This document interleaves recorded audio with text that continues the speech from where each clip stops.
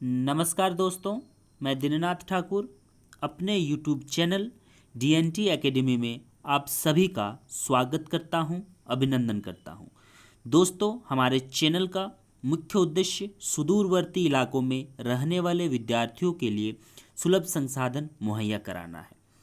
दोस्तों, UGC net paper 1 के अंतर्गत आज वन डे वन कॉन्सेप्ट्स की कड़ी की शुरुआत की जा रही है।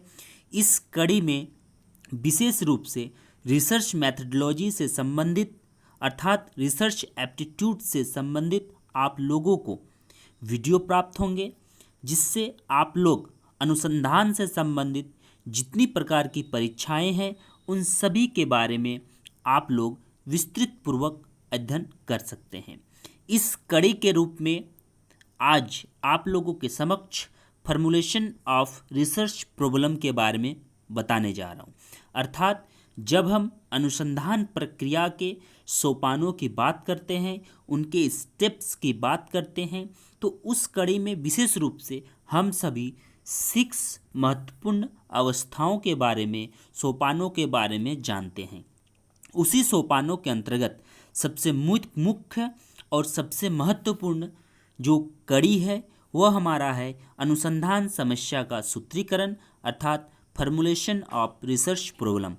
इसी को आज मैं आप लोगों के समक्ष डिस्कस करने वाला हूं और आने वाले वीडियो में संपूर्ण 6 स्टेप्स के बारे में विस्तृत विवरण मिलेंगे। तो चलिए दोस्तों, शुरू करते हैं। अनुसंधान समस्या का सूत्रीकरण अर्थात जब हम रिसर्च करते हैं, जब हम अनुसंधान के कार्य में भागीदारी बनते हैं, तो हमें किन किन अवस्थाओं से गुजरना पड़ता है। और पहली जो हमारी अवस्था है जिसमें हम समस्या का चयन करते हैं, उनके बारे में जानने का कोशिश करते हैं और उसको जानकर आगे हम अनुसंधान के कार्य में शामिल होते हैं। तो सबसे पहला और महत्वपूर्ण जो विषय है कि अनुसंधान समस्या का सूत्रीकरण अर्थात चयन वैज्ञानिक विधि का पहला चरण है। ध्यान दीजिएगा कि जब भी हम अनुसंधान का कार्य करते हैं तो यह एक प्रकार का वैज्ञानिक विधि है और यह पहला चरण है। इसमें क्या करते हैं, इसमें विभिन्न तथ्यों की खोज करते हैं और समस्याओं के समाधान हेतु हमें समस्याओं के लिए समाधान भी प्रस्तुत करना होता है। लेकिन जब हम तथ्यों को खोजते हैं, उनकी वैज्ञानिक विधियों का प्रयोग करते हैं, तो उसके लिए भी हमें क्या करना पड़ता है, कुछ अवस्थाओं से गुजरना पड़ता है। जिसमें पहला अवस्था जो हमारा है उसमें है अनुसंधान के व्यापक क्षेत्र की पहचान करना अर्थात हम किन क्षेत्र में अनुसंधान का कार्य करना चाहते हैं, उन क्षेत्र की पहचान करना हमारा पहला कदम है जब हम समस्या को खोज रहे होते हैं।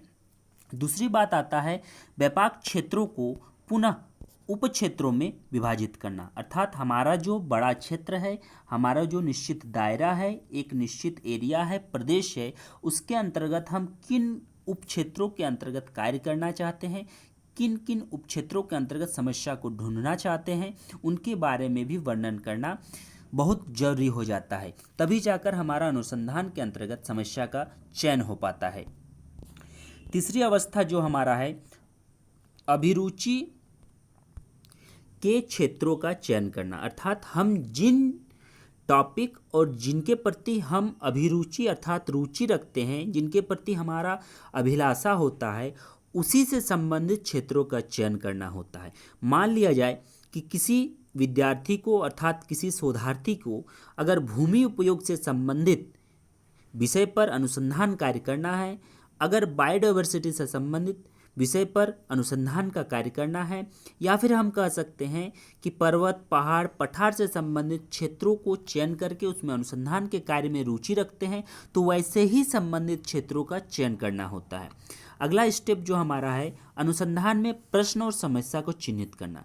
जब हम क्षेत्र के अंतर्गत क्षेत्र को पहचानते हैं, उसके उप विभाजित करते हैं, उनके अभिरुचि क्षेत्रों को पहचानते हैं, तो उससे संबंधित प्रश्नों को भी इकट्ठा करना, उससे संबंधित प्रश्न को भी जागृत करना जरूरी हो जाता है। फिर पुनः हम व्यापक उद्देश्यों का निरूपण करते हैं और फिर उनके उद्देश्यों का आकलन करते हैं और समीक्षा करते हैं। इन सभी आधारों पर हम क्या करते हैं कि अनुसंधान समस्या के सूत्रीकरण के लिए अवस्थाओं को तैयार करते हैं। इसके बाद हम पुनः बात कर रहे हैं कि अनुसंधान का जब हम कार्य आरंभ करते हैं, जब उसमें चयन करते हैं, तो उसमें हमें किन किन बातों को ध्यान रखना काफ़ी जरूरी हो जाता है।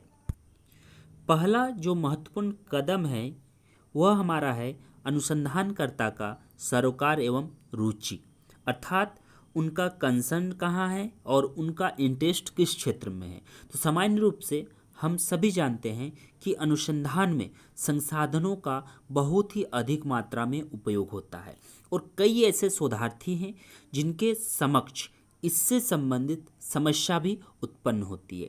इसीलिए क्या होता है कि वांछित प्रेरणा के स्तर को बनाए रखने के लिए शोधार्थी को शोध परियोजना में रुचि होना आवश्यक है, क्योंकि जब तक शोध से संबंधित रुचि नहीं होंगी तो उनको अनुसंधान कार्य में दिक्कतों का सामना करना पड़ सकता है।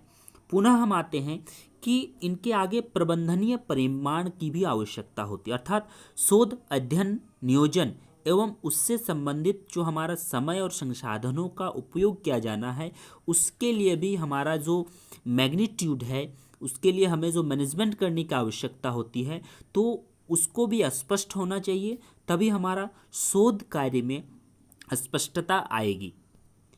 अवधारणा का मापन, अर्थात हम कह सकते हैं कि संकेतक, सूचक, मापन विधि आदि रूप भी जब तक स्पष्ट नहीं होंगे तो हमारा जो समस्या का चयन है वो भी स्पष्ट नहीं हो पाएगा।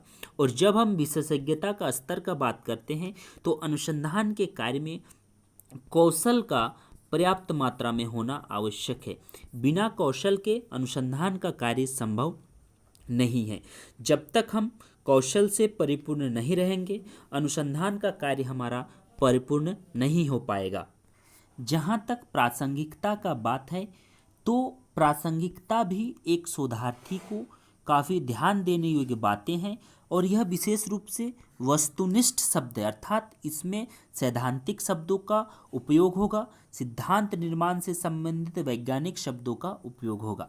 लेकिन जब हम आंकड़ों की उपलब्धता की बात करते हैं तो शोध अध्ययन के विषय को अंतिम रूप जब हम देने से पहले उससे संबंधित डाटा को सुनिश्चित किया जाना चाहिए, तभी हमारा अनुसंधान की समस्या का चयन भी सही तौर पर होगा। और जहाँ तक नैतिक मुद्दे को हम सभी जानते हैं तो नैतिक मुद्दे और उसके निदान के लिए भी आवश्यक मुद्दों पर भी चयन करना होगा। नैतिक मुद्दे में विशेष रूप से स्पष्टता होनी चाहिए, अर्थात हम जब भी किसी विषय का चयन करते हैं तो उसमें स्पष्टता लाना पड़ता है और उससे संबंधित ज्ञान में भी स्पष्टता होनी चाहिए। और जब हम उनका निरूपण करते हैं, उनका निदान करते हैं, उसमें भी हमें स्पष्टता लानी चाहिए। अर्थात हम कह सकते हैं कि अनुसंधान समस्या के सूत्रीकरण के लिए हमें अनुसंधान के सरोकार पर रुचि, अनुसंधानकर्ता के द्वारा अवधारणा का मापन, विशेषज्ञता का स्तर, प्रासंगिकता, आंकड़ों की उपलब्धता और नैतिक मुद्दों पर विशेष रूप से ध्यान देनी चाहिए। साथ ही साथ दोस्तों हम यह भी बताने वाले हैं कि अनुसंधान की समस्या का जब हम सूत्रीकरण करते हैं, अर्थात जब हम चयन करते हैं, तो चयन के क्रम में 4 अवस्थाओं अर्थात कह सकते हैं कि 4 दौर से गुजरना पड़ता है। पहला होता है साहित्य अवलोकन, दूसरा है उद्देश्यों का निरूपण, तीसरा है चरों को चिन्हित करना और चौथा है उपकल्पनाओं को सूत्रीकरण। जहाँ तक साहित्य अवलोकन की बात है तो यह अनुसंधान प्रक्रिया का अभिन्न अंग है और जब हम किसी भी शैक्षिक अनुसंधान पर कार्य करने से पूर्व जाते हैं तो उससे पहले हम विषय से संबंधित साहित्य समीक्षा करनी होती है, पत्र पत्रिकाओं को हमें ध्यान से पढ़ना होता है, उसकी सूचनाओं को सर्वेक्षण करना होता है और उसे हमें इकट्ठा करना होता है। ठीक उसी प्रकार अनुसंधान के समस्या के चयन के पहले उस विषय से संबंधित जिसमें हमारी रुचि है उससे संबंधित साहित्य अवलोकन करना काफ़ी महत्वपूर्ण हो जाता है। इसीलिए इसे हम साहित्य का प्रारंभिक अवलोकन भी कहते हैं। तो दोस्तों साहित्य अवलोकन उद्देश्यों का निरूपण, चर को चिन्हित करना, उपकल्पनाओं को सूत्रीकरण जैसे बातें हम अगले वीडियो पर अब अगले वीडियो में लेकर आएंगे। तो चलिए, यदि आप लोगों को हमारा ये वीडियो अच्छा लगा है तो ज़रूर लाइक, शेयर और सब्सक्राइब करें। साथ ही साथ बेल आइकन को ज़रूर दबा दें ताकि आने वाले वीडियो आप लोगों के समक्ष सबसे पहले नोटिफिकेशन पहुंच जाए। धन्यवाद।